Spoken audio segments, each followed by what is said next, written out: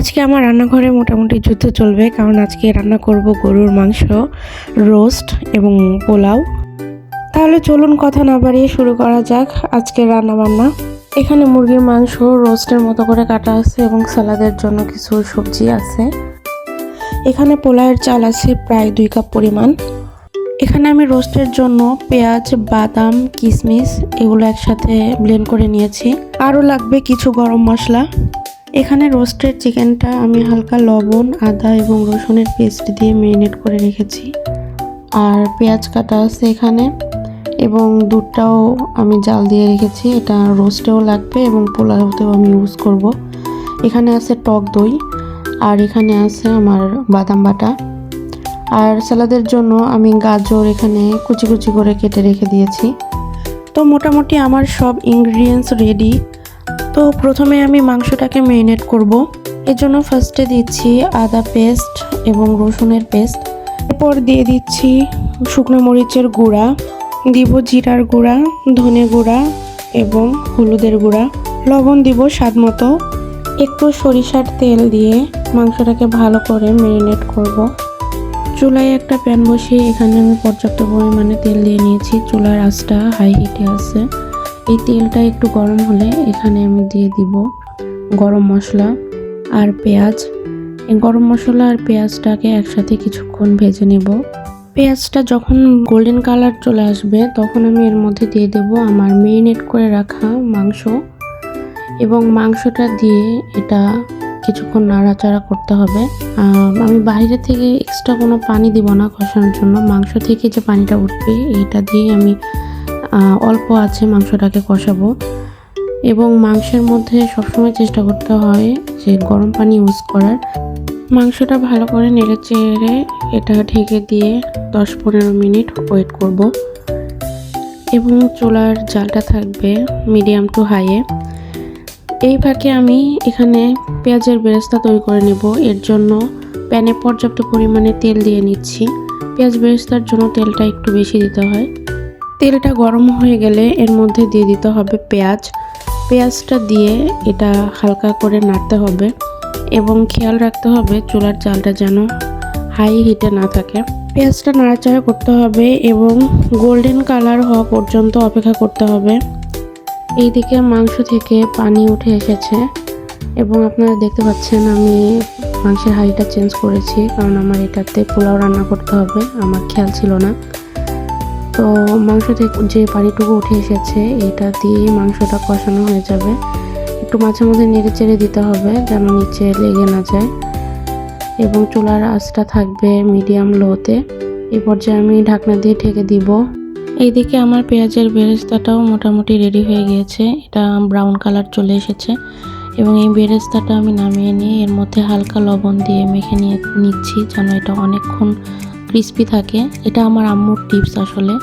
তো ওই পেঁয়াজের বেরেস্তার তেলে আমি এখানে চিকেনগুলো যেটা ম্যারিনেট করে রেখেছিলাম লবণ এবং হালকা আদা রসুনের পেস্ট দিয়ে, সেগুলোকে ফ্রাই করে নিব। এটাকে বেশি কড়া ফ্রাই করা যাবে না, হালকা ফ্রাই করতে হবে, না হলে এটা শক্ত হয়ে যাবে। তো রোস্টের চিকেনগুলোকে আমি উল্টিয়ে পাল্টিয়ে ভালো করে ভেজে নিচ্ছি, এবং এগুলো সবগুলো চিকেন ভেজে আমি এক সাইডে রেখে দিচ্ছি। এরপর আমি চিকেন রোস্টের যে মেইন রান্নায় চলে যাব। তো রোস্ট রান্নার জন্য আমি ফ্রাই প্যানে তেল দিয়ে তার মধ্যে তেজপাতা এবং গরম মশলা দিয়ে দিচ্ছি। এখানে কালো এলাচ, সাদা এলাচ এবং দারচিনি দিয়ে হালকা নাড়াচাড়া করে নিচ্ছি। এখান থেকে খুব ভালো একটা ফ্লেভার আসবে। এটা হালকা ফ্রাই করা হলে এর মধ্যে আমি দিয়ে দেব পেঁয়াজটা ততক্ষণ ভাজতে হবে যতক্ষণ না এর কালারটা চেঞ্জ হয়ে আসছে। পেঁয়াজটা ভাজতে ভাজতে যখন গোল্ডেন কালার চলে আসবে তখন এর মধ্যে দিয়ে দিতে হবে বাটার মিল্ক। এটা আমি বাসায় বানিয়েছি। এই বাটার মিল্কটা মূলত টক দইয়ের অল্টারনেটিভ।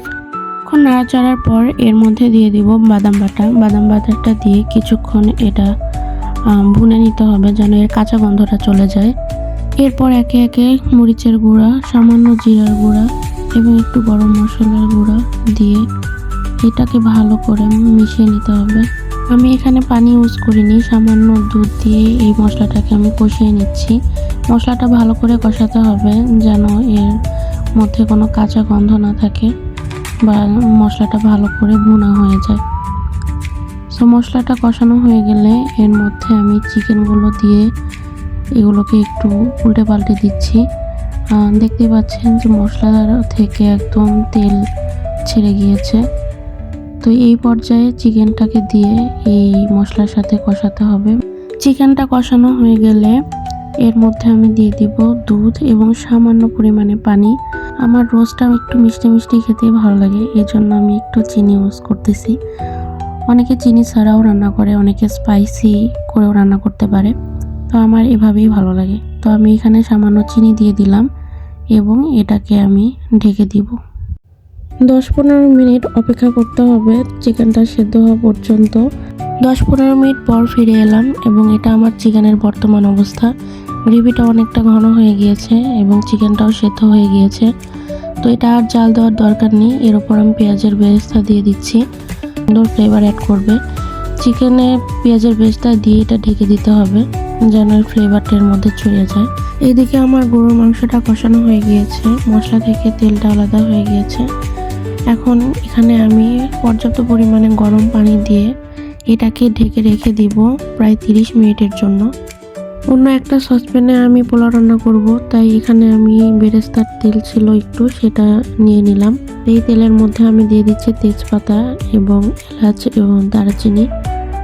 এলাচে দারচিনি তেজপাতাটা দিয়ে কিছুক্ষণ নাড়াচাড়া করে নিব। তারপরে এর মধ্যে দিয়ে দেব পেঁয়াজ। পেঁয়াজটা একটু গোল্ডেন কালার করে ভেজে এর মধ্যে দিয়ে দেব পোলাওয়ের চাল। পোলাওয়ের চালটা দিয়ে এটাকে বেশ কিছুক্ষণ ভাজতে হবে। পোলাওয়ের চালটা ভাজার মধ্যে একটু আদা এবং রসুনের পেস্ট দিয়ে দেব। এটা খুবই সুন্দর একটা ফ্লেভার অ্যাড করে। আমার এই স্মেলটা খুব ভালো লাগে, একদম পুরো বাসা পোলাওয়ের গন্ধে যেন মমা করতেছে, এরকম খুব সুন্দর একটা স্মেল বের হয়েছে। পোলাওয়ের চালটা ভাজা হয়ে গেলে যতটুকু পোলাওয়ের চাল নিয়েছিলাম তার দ্বিগুণ পরিমাণে গরম পানি আমি এর মধ্যে দিয়ে দিব। পানির সাথে 1 কাপ পরিমাণ দুধও আমি এখানে দিয়ে দিয়েছি। এটাকে হালকা নেড়ে চেড়ে ঢাকনা দিয়ে ঢেকে দিচ্ছি। পানিটা যখন শুকিয়ে এই পর্যায়ে চলে আসবে তখন পোলাওটাকে একটু নেড়ে ছেড়ে জালটাকে একদম লোতে করে দমে বসিয়ে রাখতে হবে প্রায় 30 মিনিটের জন্য। এই ফাঁকে এখানে আমি কিছু পটল ভেজে নিচ্ছি এবং একটুখানি সালাদ বানিয়ে নিয়েছি। এই সালাদটা আমার ভীষণ প্রিয়। প্রায় 30 মিনিট পর আমি পোলাওটা দেখতে চলে এলাম। আমি মাঝখানে কিছুটা বেরেস্তা উপরে ছিটিয়ে দিয়েছিলাম যেন একটা ভালো ফ্লেভার এর মধ্যে আসে। তো পোলাওটা বেশ ঝরঝরে হয়েছে। এটাকে দমে বসিয়ে রাখলে এটা এরকম ঝরঝরা হয়ে যায়। তো পোলাওয়ের চালটা যখন আমরা রান্না করব তখন এর পানিটা একটু বুঝে শুনে দিতে হয়। তো আমার পোলাওটা মোটামুটি রেডি। এই ছিল আমার আজকের আয়োজন। ফাইনালি আমি সব শেষ করতে পেরেছি, আলহামদুলিল্লাহ। তো থ্যাংক ইউ এতক্ষণ সাথে থাকার জন্য, ভিডিওটা দেখার জন্য। আল্লাহ হাফেজ।